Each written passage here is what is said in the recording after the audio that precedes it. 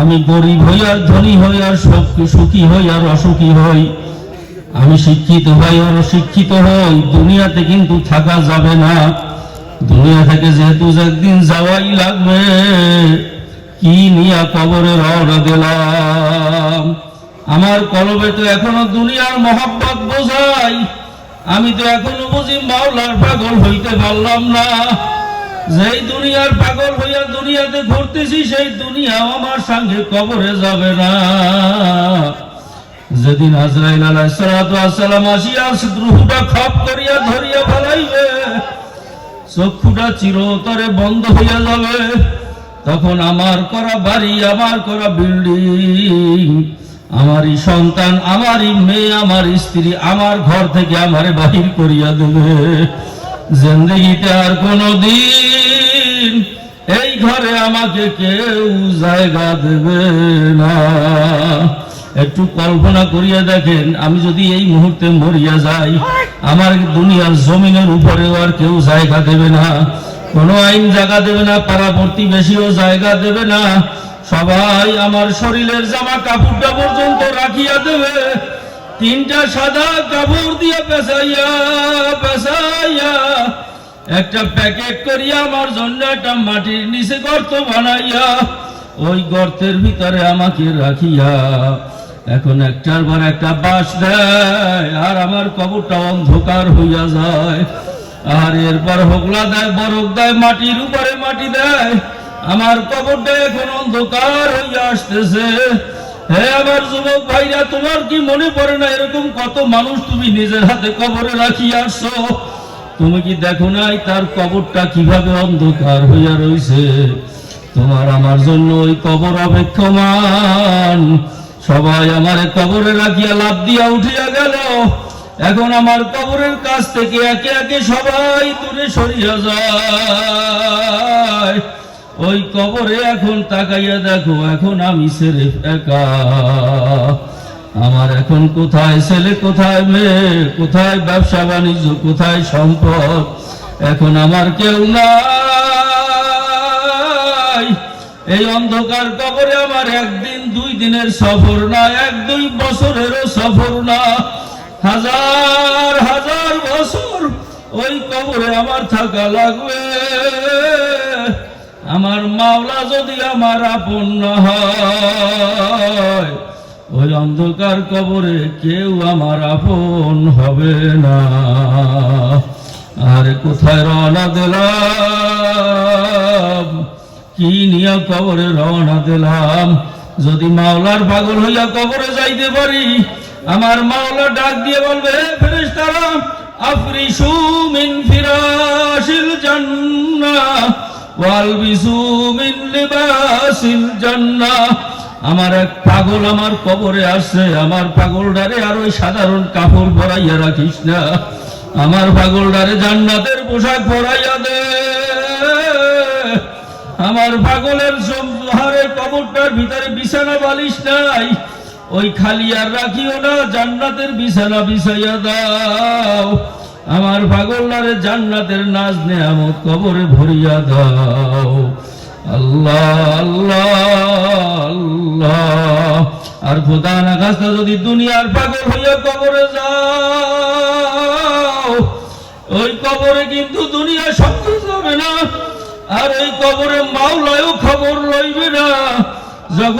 যখন মুনকার নাকি ফেরেশতা সুয়াল শুরু করবে, উত্তর দিতে না পারলে দুইজন আন্ধা বয়রা ফেরেশতা গুর্জা দিয়া পিটান শুরু করবে। কারো কারো কবরটা জাহান্নামের আগুনে ভরিয়া যাইবে, কারো কারো কবরে 99টা বিষাক্ত সাপ জমা হইয়া যাইবে।